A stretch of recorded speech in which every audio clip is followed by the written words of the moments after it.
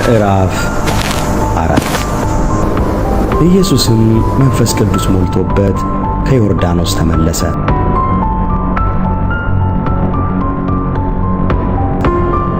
በመንፈስም ወደ ምድረ በዳ ተመርቶ 40 ቀን ከዲያብሎስ ተፈተነ።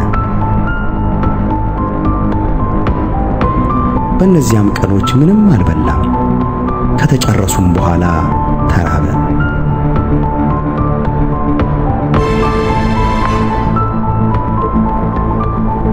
ዲያብሎስም የእግዚአብሔር ልጅ ከሆንህ ይህን ድንጋይ። ሰላም። ቪዲዮ ለሌላው እንዲደርስ ቪዲዮውን ላይክ በማድረግ ጀምሩ።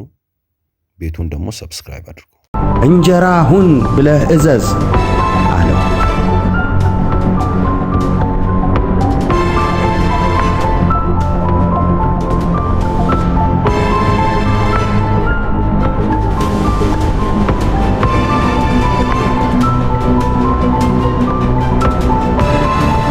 ኢየሱስም ሰው በእግዚአብሔር ቃል ሁሉ እንጂ በእንጀራ ብቻ አይኖርም ተብሎ ተጽፏል ብሎ መለሰለት።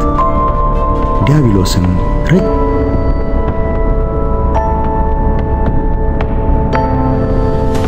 ረጅም ወደሆነ ተራራ አውጥቶ የዓለምን መንግሥታት ሁሉ በቅጽበት አሳየው። ዲያብሎስም ይህ ሥልጣን ሁሉ ክብራቸውም ለእኔ ተሰጥቷል፣ ለምወደው ለማንም እሰጠዋለሁና ላንተ እሰጥሃለሁ። ስለዚህ አንተ በእኔ ፊት ብትሰግድ ሁሉ ላንተ ይሆናል አለው። ኢየሱስም መልሶ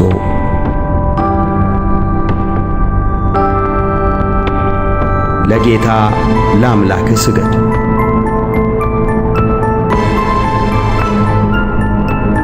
እርሱንም ብቻ አምልክ፣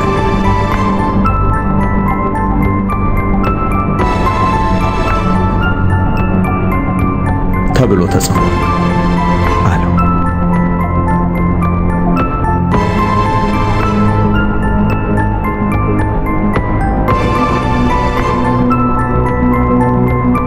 ወደ ኢየሩሳሌም ደግሞ ወሰደው።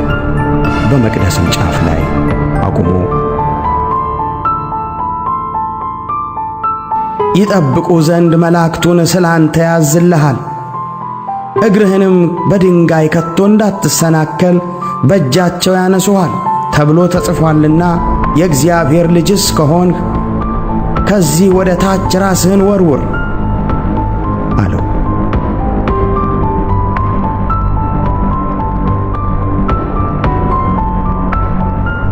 ኢየሱስም መልሶ ጌታና አምላክህን አትፈታተነው ተብሏል አለው።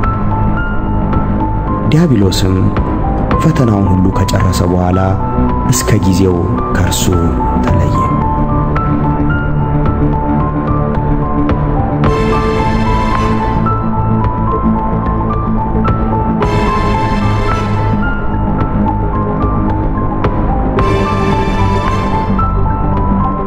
ኢየሱስም በመንፈስ ኃይል ወደ ገሊላ ተመለሰ።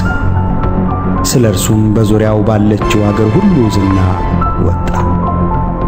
እርሱም በምኵራባቸው ያስተምር፣ ሁሉም ያመሰግኑት ነበር። ወዳደገበቱም ወደ ናዝሬት መጣ።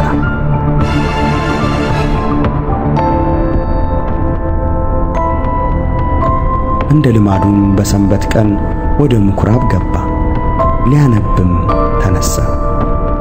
የነቢዩንም የኢሳይያስን መጽሐፍ ሰጡት። መጽሐፉንም በተረተረ ጊዜ የጌታ መንፈስ በእኔ ላይ ነው፣ ለድሆች ወንጌልን እሰብክ ዘንድ ቀብቶኛልና፣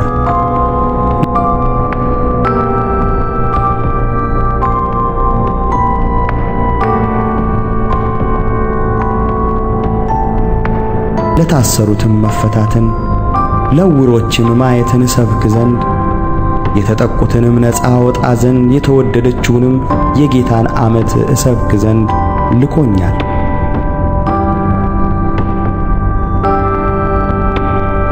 ተብሎ የተጻፈበትን ስፍራ አገኘ።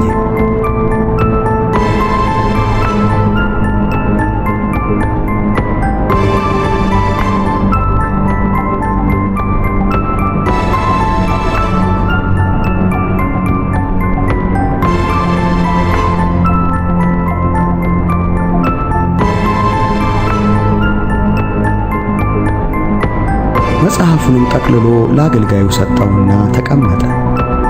በምኵራብም የነበሩት ሁሉ ትኩር ብለው ይመለከቱት ነበር። እርሱም ዛሬ ይህ መጽሐፍ በጆሮአችሁ ተፈጸመ ይላቸው ጀመር። ሁሉም ይመሰክሩለት ነበር።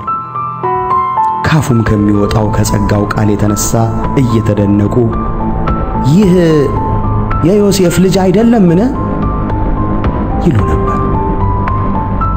እርሱም ያለ ጥርጥር ይህም ምሳሌ ባለመድኃኒት ሆይ ራስህን ፈውስ፣ በቅፍርናሆም እንዳደረግኸው የሰማነውን ሁሉ በዚህ በገዛ አገርህ ደግሞ አድርግ ትሉኛላችሁ አላቸው።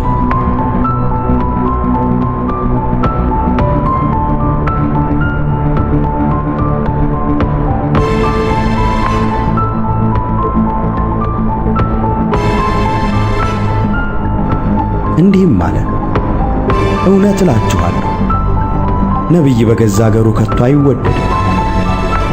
ነገር ግን እውነት እላችኋለሁ በኤልያስ ዘመን 3 ዓመት ከ6 ወር ሰማይ ተዘግቶ ሳለ በምድር ሁሉ ብርቱ ራብ በነበረ ጊዜ በእስራኤል ብዙ መበለቶች ነበሩ። ኤልያስም በሲዶና አገር ወዳለች ወደ ስራፕታ ወደ አንዲት መበለት እንጂ ከእነርሱ ወደ አንዲቱ አልተላከም። በነቢዩ በኤልሳዕ ዘመንም በእስራኤል ብዙ ለምጻሞች ነበሩ። ከሶርያዊው ከንዕማን በቀር ከእነርሱ አንድስ እንኳ አልነጻም። በምኵራብም የነበሩ ሁሉ ይህን ሰምተው ቁጣ ሞላባቸው። ተነስተውም ከከተማው ወደ ውጭ አወጡት። ይጥሉትም ዘንድ ከተማቸው ተሰርታባት ወደ ነበረች ወደ ተራራው አፋፍ ወሰዱት። እርሱ ግን በመካከላቸው አልፎ ሄደ።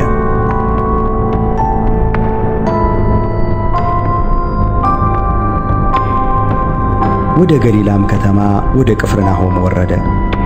በሰንበትም ያስተምራቸው ነበር። ቃሉም በሥልጣን ነበረና በትምህርቱ ተገረሙ።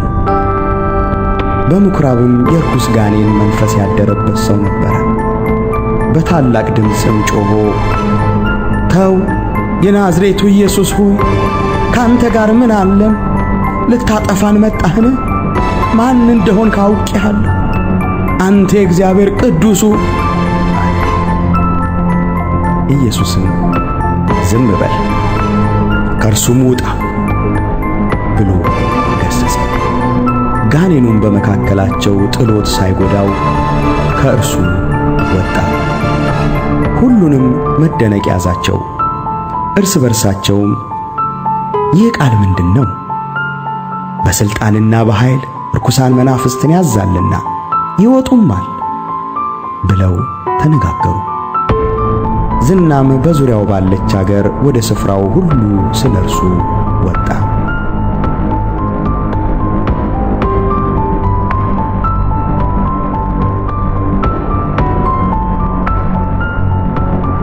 በምኵራብም ተነስቶ ወደ ስምዖን ቤት ገባ። የስምዖንም አማት በብርቱ ንዳድ ታማ ነበር። ስለ እርሷም ለመኑት። አጠገቧም ቆሞ ንዳዱን ገሠጸውና ለቀቃት።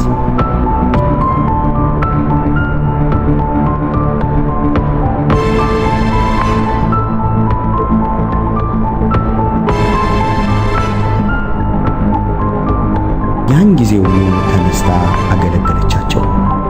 ፀሐይም በገባ ጊዜ በልዩ ልዩ ደዌ የተያዙ በሽተኞቹን ሁሉ ወደ እርሱ አመጧቸው።